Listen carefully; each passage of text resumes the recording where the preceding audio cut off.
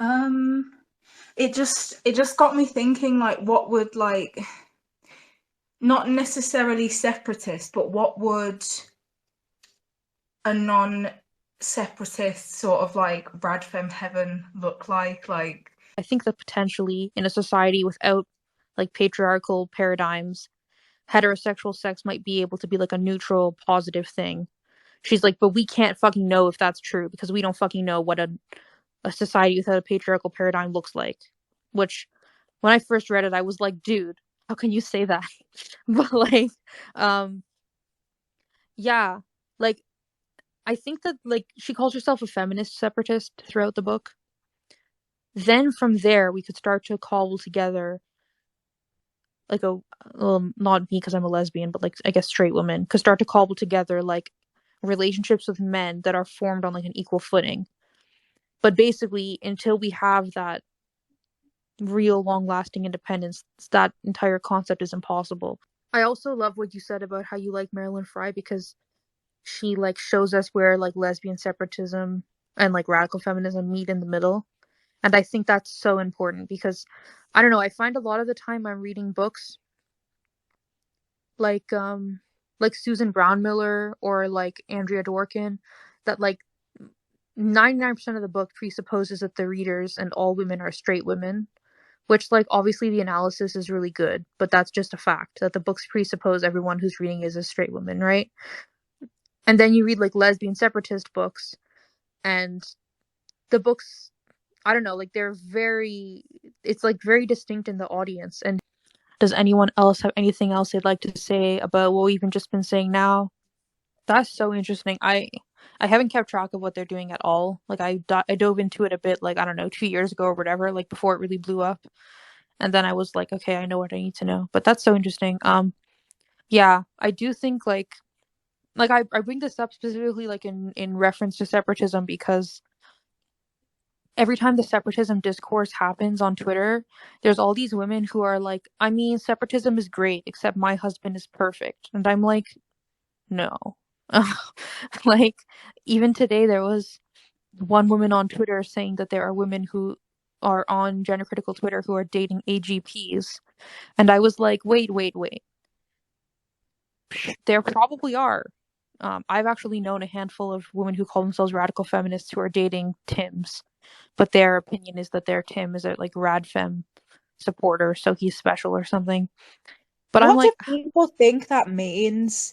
Because because like I'm not gonna say like, oh, I'm top radical feminist. I don't even think I can like 100% call myself one, but I kind of understand that radical feminism is just like the basic idea is that women are oppressed based on sex and that sex and gender are not the same thing. Those are like very two very basic concepts. So like I don't understand how people who disagree about that bother to call themselves radfems. Like call yourself something else. Like no, no, if you but if I've met like two Radfems, um, like in Discord servers and stuff, who were like, it seemed to me like actual Radfems, but their boyfriend like presented as a woman because of like dysphoria or so like kind of transmedicalist concept. Like mm, they recognized that they were like a male. But anyway, my point is like so yeah, there are like an infinitesimally small amount of women who do call themselves radfems who have AGPs for boyfriends. But I also think it's really funny when we have these like gender traditionalist straight married women who are like lobbing that at other women and I'm like, do you think your husband doesn't have any misogynist fetishes? mm. Do you think that most married men don't have any fetishes that are like extremely disturbing and misogynistic? Logically, I can understand what's going on, but in my heart, I'm still thinking like, oh, well, I do know a few good men, you know what I mean? But I know that somewhere down the long along the line, they will have done something fucked up to a woman. Do you know what I mean? And it's just it is really really hard to come to terms with. So I think that's why some people that do call themselves radfems will still have boyfriends or be dating Tims yeah. Like, I think it's actually so fucking fascinating the difference between the gender criticals and the Radfems. Because, like, the gender criticals, in broad strokes, what they're saying is, like, Tims are a problem because they declare themselves to be nice guys, but we know that they're lying about nice guys. But nice guys do exist, it's just not those ones. That's what gender criticals are saying, basically, a lot of the time, is how I think they view things. Mm, Radical feminists are like, all of the men are the problem. There is no yeah, such thing as a nice guy, whether it's a Tim or like a normal straight guy, quote unquote. There is no like nice guy who is not part of the problem. yeah, So that's like the separation. Like I completely get what you're saying. yeah, yeah. I think, yeah, the way people wrap their heads around it in many different ways. And I do think that the fact that they don't want to discuss the ways that all men do things to all women is also why they've got very hooked on the trans topic in particular. Like they don't really want to branch out into like, for example, they're generally anti-sex work, but they never actually talk about it. And I think it's because they don't want to address like the cultural sexism of like believing that it's okay or like the physical violence that happens from like the Johns to the prostitutes and then like with domestic abuse obviously they're all going to generally be against it but they don't really want to talk about it because then you'd have to address like what your average regular ass man does to women. Women who think that they're like very feminist or something, like congregating with other women like that, but they're actually all male identified, because then they all like support each other in that mindset, and like I don't know, then it stops the process of like transformation, you know? But what I imagine is like a truly like feminist future that includes like heterosexuality, and like again, this is like me as a lesbian, so who knows, like this might be like really out of touch. But like um I think that it would be like socially enforced that like if a man was like gaslighting a woman in a relationship, it would be like unquestionable grounds to break up with him. Everyone would support her breaking up with him. And like her talking to her friends about him doing that would kind of be like, you know, you hear about these women who are like, this guy sucks in bed and then none of her friends will date him. Like that kind of thing where like a woman just has to say like, this man gaslit me one time and everyone on the internet will laugh at him and nobody will want to date him. Like I view it more as like a Yes. socially enforced thing of like women truly being seen as equals and women's experiences truly being seen as like important and relevant. And like so it would be seen as like in the best interest of men to not be shit. Because if a man is shit, then women as a whole would write him off and then he would have no chance of having like sex or relationship. I also think like in a truly feminist society, we it wouldn't be possible to like financially connect yourself to men or to legally connect yourself to men because like even like you were talking about women being paid like for like the public service of having children, like not in terms of surrogacy, but just in terms of like compensation for like the effort they've contributed. And like I think that is a thing in a couple of countries, but I don't know which countries, I can't remember, but it's like actually a huge problem because then the men just like force their wives to have like 1 billion babies because the men want the money. And I'm like, if women were like truly financially segregated from men, that wouldn't be like a potential issue, right? Like if it Yeah. was like illegally, if it was illegal to like actually meld your finances, if it was like enforced financial independence, then men couldn't exploit women financially as much. Um I could imagine a world, say if there was still 50-50 male and female, I think like some women would be the women that want to have kids and they can have as many as they want and they would be supported in that. And then some women would not want to have kids at all and would just want to be on their own and they wouldn't get bothered by it. No one would be calling them cat ladies or whatever. And then there would be a group of bi and lesbian women who just like got to live their lives together. And then obviously there would be gay men as well.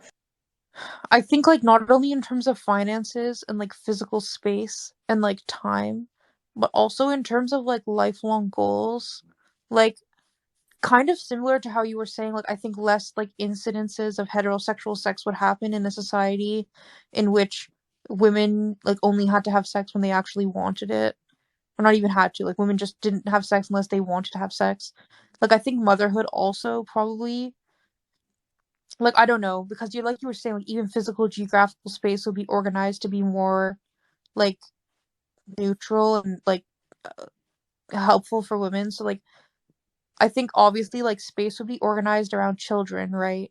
Like child rearing would be like less of like a physical demand. Like I think about my mom and like I grew up in Toronto, right? It's like a major metropolitan area. And like I think about the amount of time we spent like commuting from like school to like soccer to like ballet to like church and like home and like just spend so much time commuting everywhere. And like I can imagine a world in which it's like designed with like children need to do like these handful of things. Let's make all the child things happen in like one area. And then if you don't have children, you don't live in that area, so you don't have to like travel past your house and your business. So it's like kind of segregated, like just like it's like physically less distances to travel for stuff.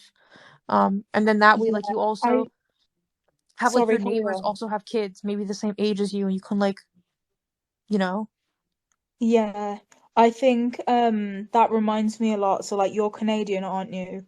And I know that in Canada and America, the concept of suburbs is like very dominant, and there's like laws preventing like certain heights of housing and multiple occupancy and like not allowing a commercial business in a local area. So I feel like this problem is like it's a problem in England like if the transport and stuff isn't very good, but like we things are just a little bit closer, and it just seems like in America and Canada you like need to have a car to get around.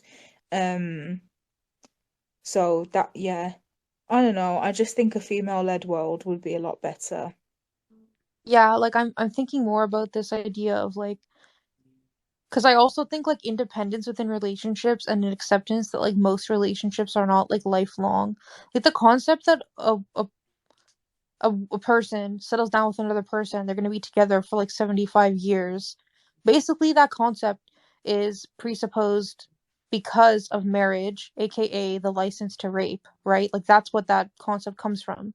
So, if every relationship, if society viewed relationships as like a thing that you enter into while you maintain independence, and it's like of indeterminate length and not necessarily an infinite length. So, like, I'm imagining a relationship when you move in together, instead of moving into like one apartment where everything is shared, you actually move kind of into like two apartments that have like shared doors in the middle or something.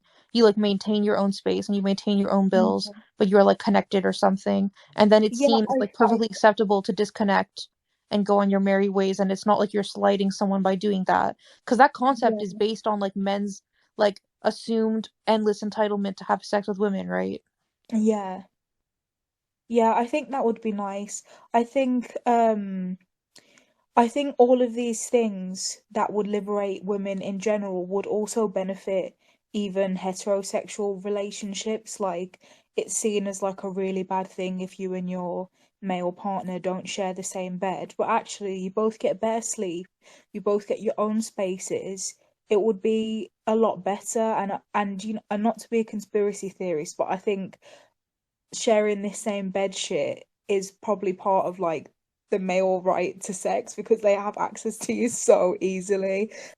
This probably like is not going to sound appealing to people, but to be honest, I think there would be like, or maybe it will sound appealing to people, but I think there would be like extremely less heterosexual sex because men are like the enforcers of it.